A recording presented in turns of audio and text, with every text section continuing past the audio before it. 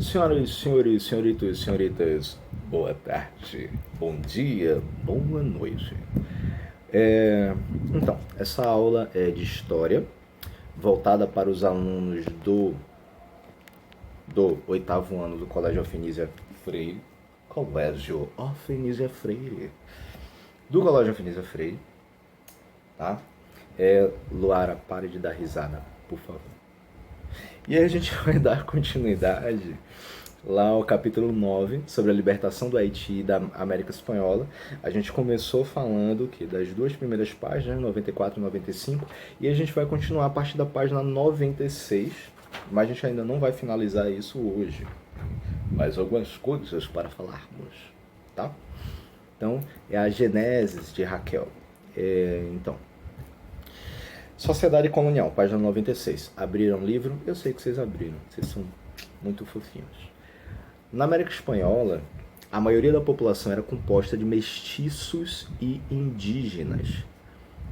A maioria da população. Livres e escravizados, que trabalhavam em mineração, agricultura, pecuária, artesanato e comércio interno. É sempre bom a gente saber que nesses primeiros séculos da América, a gente vai ter predominantemente gente trabalhando justamente nesses locais, nessas atividades primárias, que é diretamente aquilo que você tem retirando da natureza. É a mineração, é a agricultura, é a pecuária. O que é mineração? Vocês sabem o que é, não preciso explicar. A agricultura, minérios, viu gente? Pelo amor de Deus, as minas, sabe? Você entrou na mina, opa, um diamante, ó, peneirar aqui, pegar um ouro, passo, o quê? É a mineração, a agricultura, a pecuária, cuidar do gado. O gado. Brincadeira, gente. Artesanato, comércio interno, que já são atividades secundárias porque vocês já dependem de outro tipo de processo. A minoria era formada pelos chapetones. O que são os chapetones? Espanhóis que se dedicavam ao comércio. Integravam o clericato, a ideia da ligação com a religião, e ocupavam os principais cargos da administração, sendo considerados representantes da coroa. Ou seja, então, vamos lá, chapetones. Quem são os chapetones? Esse nome é feio pra caramba, né? Chapetones. Pode ser chocotone. Gente, deu vontade de comer um chocotone agora. Que é o panetone. Panetone, chocotone e chapetone. Não, né? Foi mal. Tá. Então, os chapetones vão ser os espanhóis que saem de lá da Europa, nesse processo de conquista aqui das Américas, nesse processo de domínio das Américas.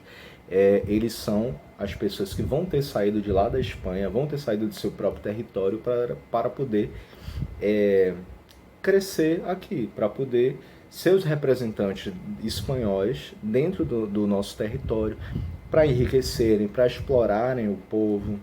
Então, os mestiços e os indígenas vão ser já aquelas pessoas que ou estão aqui, ou foram escravizados e trazidos para cá, ou aqueles que começam a nascer aqui através da mistura entre esses povos, né? Mas, especificamente, os chapetones vão ser essa galera que vão ter vindo da Espanha para as Américas, no caso, a América Espanhola, tá? Então, de novo, são os espanhóis que vão se dedicar ao comércio, vão integrar o clero e vão ocupar esses principais cargos na administração pública.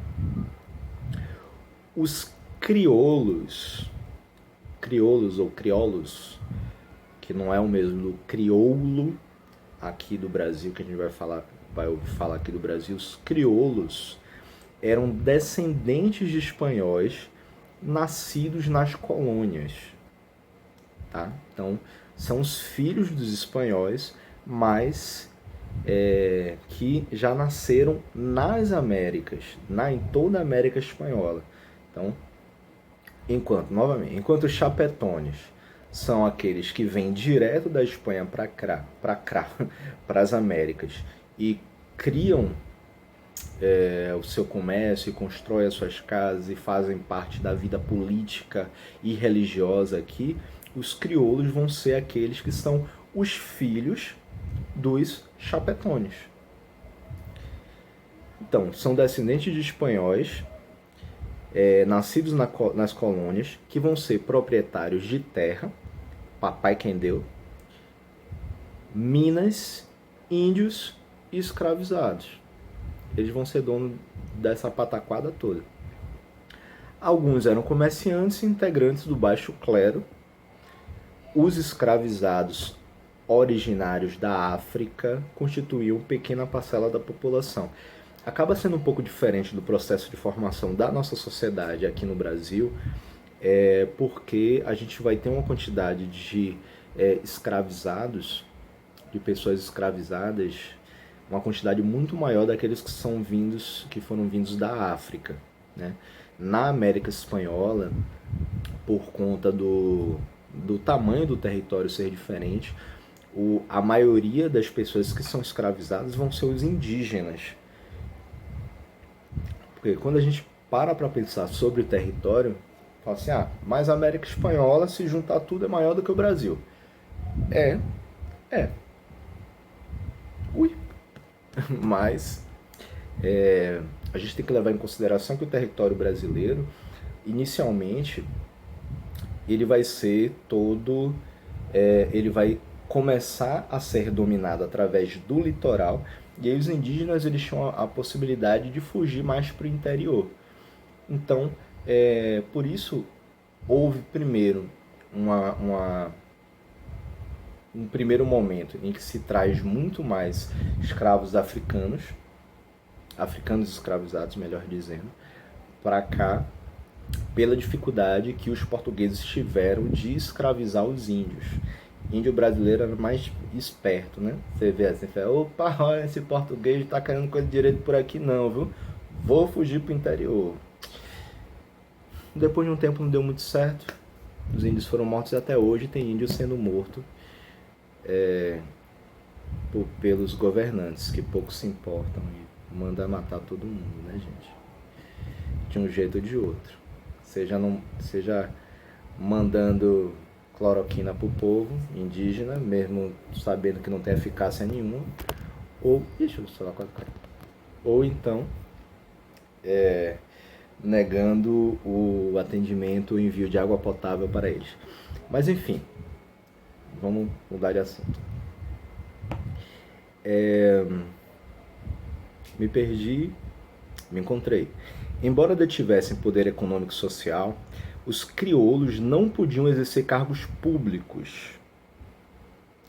Sem acesso ao poder público, passaram a liderar a luta pela libertação, desejosos de liberdade, igualdade de direitos e participação política, os ideais com os quais os estadunidenses justificaram sua independência.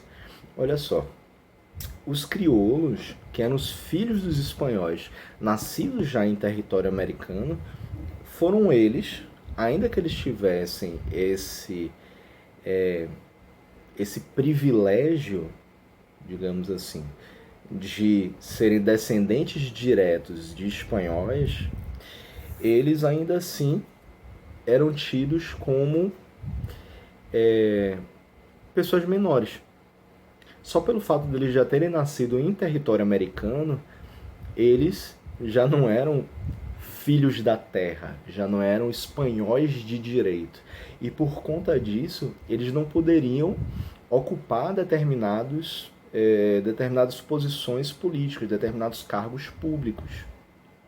Ainda que eles recebessem terras, ainda que eles recebessem o direito de explorar minas, de escravizar índios e ter escravos de negros africanos que foram escravizados, apesar disso tudo, desse privilégio que eles tinham, só o fato deles terem nascido nas Américas, eles não podiam exercer cargo público, eles não tinham uma influência política tão grande quanto o que os espanhóis vindos direto da metrópole tinham. E aí, por conta disso, eles se revoltaram. Puta que pariu. Caramba! Eu quero ter o direito também de participar da vida política daqui. Que nem rolou lá nos Estados Unidos, que a gente já tinha explicado nas aulas anteriores. Pô, eu quero ter participação política também aqui. Eu quero poder decidir algumas coisas. Eu quero que o território onde eu estou tenha autonomia. Quero que o território tenha autonomia? Não. Ele quer ter autonomia dentro daquele território e não ser pau-mandado da metrópole lá da Espanha. Então, essa ideia da luta pela libertação que eles vão ter, na verdade, é porque eles estão tristinhos com a forma que o privilégio deles não é tão privilegiado assim, né?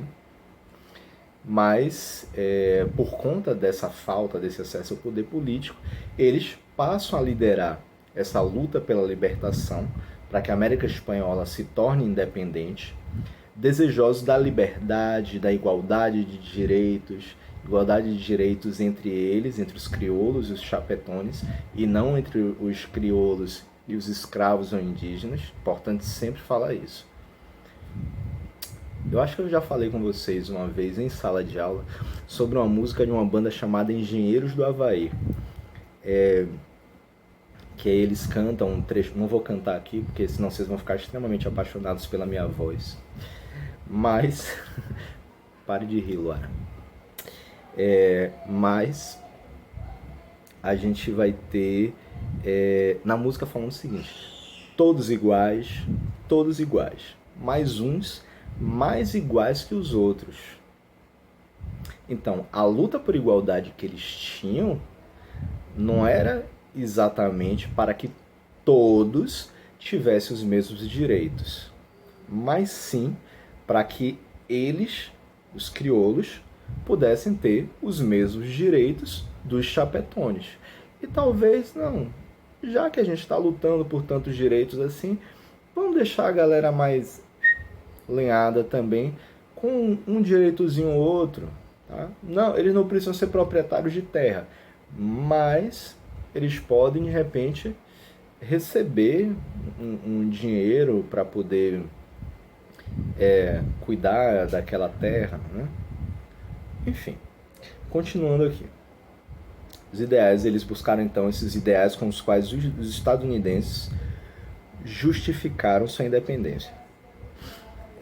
Aí a gente tem essa imagem da página 96 com uma explicaçãozinha do lado do que significava a imagem, falando sobre os cabildos. Os cabildos eram órgãos de poder local nas colônias espanholas que perderam autonomia administrativa a partir do século XVIII, quando o governo metropolitano adotou maior centralização de poder. Eles tinham os territórios, eles tinham uma certa autonomia administrativa, autonomia para ter suas decisões, para criar seus impostos que beneficiasse aquele território, mas a partir do século XVIII, os espanhóis falam assim: queridinha, tá com muita liberdade aí, tá? Ó, devolva esse poder pra gente, porque quem vai mandar nessa zorra agora sou eu. Na imagem, que representa a reunião de líderes políticos no Cabildo de Buenos Aires, em 1810, que culminou com a Guerra de Independência da Argentina. Nossos hermanos argentinos, Maradona é melhor que Pelé. E aí pronto. Mobilizações pela independência. As primeiras manifestações de revolta contra a exploração colonial ocorreram ao longo do século XVIII em diversos pontos da América e foram duramente reprimidas pela Espanha. Claro, você que é dono, entre aspas, daquele território. E você começa a ver os seus colonos, assim como aconteceu nos Estados Unidos, que a gente explicou também. Que lá eles, os colonos, o pessoal das 13 colônias, começaram a bater de frente com os ingleses. e aí depois essas 13 colônias receberam ajuda da França, né, para que eles pudessem se libertar. Aqui também vai rolar uma série de revoltas em que os colonos espanhóis, os habitantes dessa América espanhola, eles começam a se revoltar contra a metrópole, começam a se revoltar contra os espanhóis, e aí, taca-lhe pau, doido! A situação mudou no início do século XIX, com as guerras napoleônicas na Europa e a ascensão ao trono da Espanha de José Bonaparte, irmão do Dojo, lá do Napoleão Bonaparte. Não dá pra ver não, né? No que ele botava, que ele ficava com a mão assim no peito. Era um tampa de binga, aquele meio metro assim, do tamanho de Raquel. Os crioulos não aceitaram o governo de um soberano francês e passaram a defender a volta do rei espanhol Fernando VII ao poder. Crioulos espanhóis nascidos já nas Américas. Então, eles não queriam que o José Bonaparte ele tomasse conta, por conta dessa centralização política, inclusive centralização do poder político na mão da metrópole, como o José Bonaparte, o francês José Bonaparte, ele tomou conta da Espanha, significaria dizer que, basicamente, a França estaria tomando conta também de toda a América Espanhola. E isso acabou não sendo benéfico, pelo menos ao pensamento dos crioulos aqui na América, né? Dessa maneira, aumentaram sua participação nos cabildos, órgãos de administração colonial semelhante às câmaras municipais. É como se fosse uma espécie de parlamento, né? Câmara municipal, que é a Câmara de Vereadores. Câmaras municipais, quando a gente fala assim, é a Câmara de Vereadores. As decisões que são tomadas em relação a aquele município, né, além do prefeito, é feita pelos vereadores. Então, nesse caso, as decisões referentes àquela entidade administrativa era realizado pelos cabildos. Com essa maior participação política, os crioulos perceberam que era possível criar um governo autônomo, o que fortaleceu a ideia de independência. Então, novamente, é como se os cabildos fossem uma câmara de vereadores, mas ao invés de você ter um prefeito nesse município, vocês respondiam diretamente ao presidente, que não estava nem ali na América Espanhola, que estava lá na Espanha mesmo, e era francês, era o José Bonaparte. Tô com o braço esticado aqui, tô apontando, viu? Pra lá pra cá do chapéu. Não sei pra que lado fica a Espanha, mas enfim. Então é como se, a partir do momento que você, enquanto representante de um cabildo, de uma Câmara de Vereadores dessa, toma uma decisão, por que você não pode tomar uma decisão e isso já começar a atuar naquele momento mesmo, ali naquele território, né? Você precisa ainda, tomei essa decisão aqui, vou mandar um e-mail para um zap lá para o José Bonaparte, para ele chegar e falar assim, ó, tá de boa, taca pau aí. E aí o que é que eles buscavam? Não ter essa necessidade de ficar o tempo todo respondendo diretamente ao rei francês que está na Espanha, independente de ser o Fernando VII, como era antes, ou o José Bonaparte, que acabou vindo depois. Mas essa ideia deles poderem começar a resolver todos os problemas a partir desse território administrativo seria o melhor para eles, segundo o pensamento deles. Então, os crioulos, que eram aquelas pessoas que já moravam ali, eles começaram a ter essa ideia de que eles deveriam ocupar também eles poderiam ocupar também os cabildos. Lembrando quem é que ocupava os cargos da administração pública? Eram os chapetões. Então, chapetões vinham da Espanha para a América Espanhola e eram os chapetões que ocupavam inicialmente os cabildos. Os crioulos eles começaram a disputar esse poder político também para que eles pudessem ser inseridos dentro dos cabildos e conseguir buscar essa autonomia administrativa dentro do território deles, né? Afinal, se são eles que estão morando lá, por que é que eles também não podem decidir pelo que está acontecendo lá? Pronto. Então, uma nova onda de movimentos de emancipação. Sempre que a gente fala em emancipação, a gente está falando sobre libertação. Tá?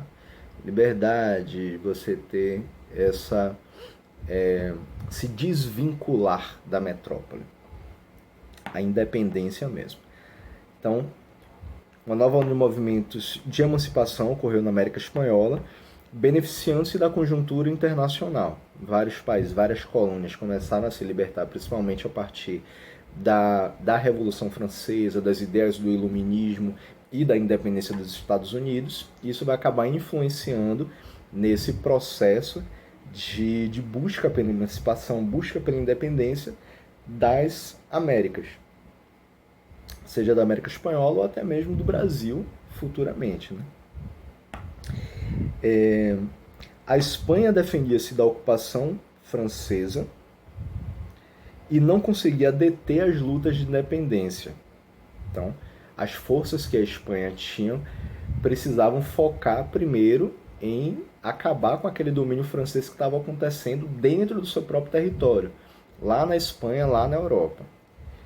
E aí, eles acabaram não tendo tanto poder ou podendo mandar tantos soldados, a guarda da coroa, ser mandada para aqui, para a América Espanhola, para defender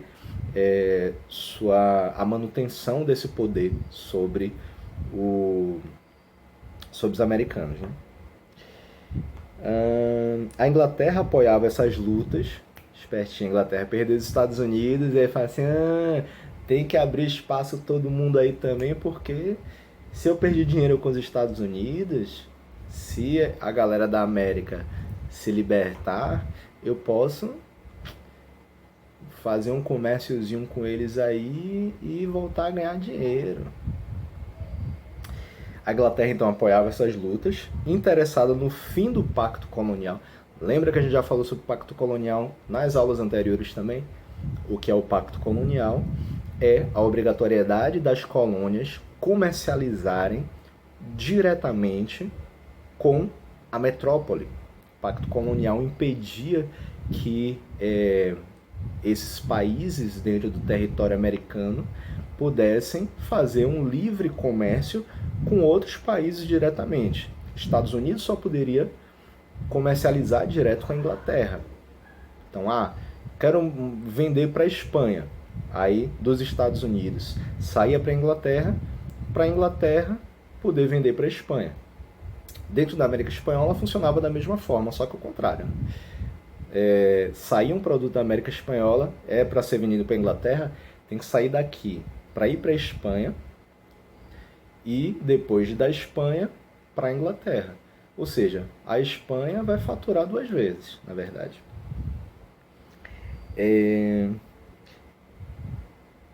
A Inglaterra, então, apoiava essas lutas, interessadas no fim do pacto colonial e na ampliação de mercados para seus produtos industrializados, para eles poderem vender diretamente para esses países. Os Estados Unidos defendiam o fim do domínio europeu sobre as colônias americanas, interessados em aumentar sua influência política e econômica no continente. Como eles foram o primeiro país a conseguir essa libertação enquanto colônia, e interessava a eles também a libertação dos demais países da América para que eles pudessem comercializar, ao invés de precisar atravessar o Atlântico, atravessar o Pacífico, para comercializar com outros países, eles poderiam fazer isso dentro do próprio território, dentro do próprio continente, né? Ficaria mais fácil. E mais barato, inclusive. E, para a gente finalizar a aula de hoje, deixa eu ver, Para a gente finalizar a aula de hoje, a gente vai pegar só a página 97, que aí fala o seguinte: as lutas pela independência. Entre os colonos, crescia o descontentamento com a exploração metropolitana. Fato. A Espanha não conseguia manter o controle sobre os vice-reinos e as capitanias gerais instaladas na América. E aí a gente tem um mapa sobre a administração no período colonial, né? Vice-reino da Nova Espanha, Capitania-Geral da Guatemala, Capitania-Geral da Venezuela, Vice-reino da Nova Granada, Vice-reino do Peru, Vice-reino do Rio da Prata, Capitania-Geral do Chile, né? E a Capitania-Geral de Cuba, que eu não falei também. Vice-reino, se a gente tem um reino da Espanha, vice-reino é uma área maior de influência dentro daquele território, e a capitania-geral ela vai estar um pouquinho abaixo da ideia de vice-reino, ele vai ter uma autonomia administrativa um pouco menor do que as do vice-reino. Ao longo de quase um século, entre 1810 e 1903, essa estrutura administrativa desmembrou-se em 18 nações independentes. Essas transformações podem ser observadas nos mapas a seguir. E a gente vai ver que a divisão territorial que acabou ocorrendo foi justamente desses vice-reinos e capitanias hereditárias, e capitanias gerais, que foram se dividindo, foram criando diversos outros territórios. Se a gente tinha, juntando vice-reinos e capitanias, 1, 2, 3, 4, 5, 6, 7, 8, de 8 passou a se tornar 18 nações. México, Cuba, Haiti, República Dominicana, Porto Rico, Honduras, Guatemala, Salvador, Costa Rica, Nicarágua, Venezuela, Colômbia, Equador, Peru, Bolívia, Paraguai, Uruguai, Argentina e Chile. E aqui ele não vai considerar as Guianas, Guiana Francesa, Guiana Inglesa e o Suriname. Porque isso aí a gente vai falar até um outro momento, mas assim, na verdade porque você tem a América Espanhola, que era de domínio da metrópole Espanha, enquanto que essas três nações hoje, né, foram territórios pertencentes a esses três países. A Guiana Francesa, até hoje inclusive, por conta desse nome, a França acaba administrando a Guiana. Isso é uma história interessante até para vocês pesquisarem depois. A Guiana Francesa, que fica aqui do ladinho do Brasil, em cima do Brasil. A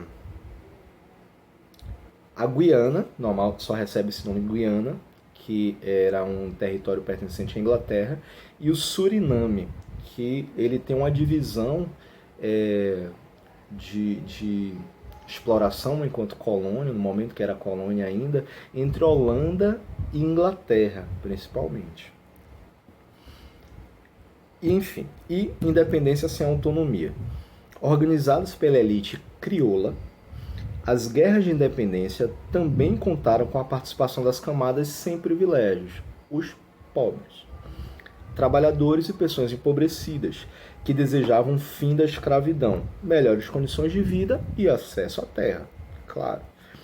No entanto, nos governos pós-independência, prevaleceram os interesses das camadas dominantes formadas por latifundiários, proprietários de minas e comerciantes. Ou seja, o poder ficou na mão dos crioulos e eles se achavam melhores que o restante do povo, né?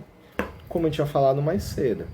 É uma liberdade, só que uma liberdade vigiada, porque eles não queriam deixar de ter o privilégio deles. Aconteceu tanto na América Espanhola como aconteceu aqui no Brasil. Se a gente for parar para pensar, acontece até hoje, né? Que, digamos, que aqui na República das lá na República das Bananas, no país fictício que todos nós conhecemos, que agora tem a Cobra Naja como futura candidata a presidente do Brasil, da República das Bananas, se a gente for parar para pensar que Muita gente que detém esse poder, que detém o privilégio, eles até conseguem olhar para as camadas inferiores e terem algum tipo de empatia, né? Oh, isso mesmo, temos que defender a ideia do antirracismo, temos que defender a ideia de uma melhor distribuição de renda, beleza? Beleza. Só que pense em mexer nos privilégios desse povo. Pense em colocar um imposto um pouco mais alto para eles. Ah, porque eu ganho 10 mil reais por mês e o governo já me tira 20%. E agora está querendo tirar 25%. Isso é um absurdo. Não pode. Não sei o quê. Mesmo que esses 5% a mais sejam retirados para poder facilitar essa maior distribuição para se acabar, se dirimir a desigualdade social no país, na República das Bananas. Porque isso não acontece aqui no Brasil, né, minha gente? Ô, gente, pelo amor de Deus. No entanto, os governos pós-independência prevaleceram os interesses das camadas dominantes formadas por latifundiários. Me perdi, me encontrei. Proprietários de minas e comerciantes. Manteve-se a exploração do trabalho de escravos e os camponeses, mineradores e artesãos continuaram sem direitos políticos. Todos iguais, mas uns mais iguais que os outros, né? Então, as novas nações latino-americanas conquistaram independência política, mas permaneceram fornecendo gêneros tropicais e matérias-primas aos mercados europeus, importando vários produtos industrializados, sobretudo da Inglaterra. Essa é uma lógica que acaba ocorrendo realmente, porque primeiro que você já tem um contato importante com esse mercado europeu, e que eles têm a necessidade dos gêneros que eram produzidos aqui em toda a América. Então, você não vai deixar de comercializar com esses países, só que a principal diferença vai ser que, ao invés do dinheiro arrecadado desse comércio ir para a metrópole, vai ficar diretamente na mão do próprio território independente, desses países que se formaram durante todos esses processos de independência. E vão importar vários produtos industrializados, sobretudo da Inglaterra, até mesmo porque até então não existia um desenvolvimento industrial dentro da própria América, dentro desses próprios países. Então, até que se começasse a produzir seus próprios produtos, seu próprio parque industrial, digamos assim, eles precisavam antes ter acesso a esses produtos que eram vindos da Europa. Para as nações libertas do domínio hispânico, não ocorreram rupturas significativas nas estruturas socioeconômicas vigentes. Nos anos posteriores, os novos estados se organizaram em meio a diversos interesses e a pressões sociais por maior participação popular nos rumos políticos, né? Claro, as estruturas socioeconômicas, quando a gente fala, é a própria ideia da desigualdade social, que a gente vai ter sempre uma camada de pessoas privilegiadas que não vão abrir mão desse privilégio, não vão abrir mão do poder político e social que eles conquistaram ou que a eles foram dados, que muitas vezes não é que eles tenham conquistado. É a mesma coisa quando a gente fala sobre os crioulos e chapetones. Porque os chapetones, eles chegaram aqui enviados da Espanha. Os crioulos são os filhos dos chapetones, só que, uma vez já dentro dessa camada privilegiada, ainda que estivesse um pouco mais abaixo, eles ganharam dos chapetones, ganharam dos espanhóis o domínio sobre algumas questões dentro do território da América Espanhola, né?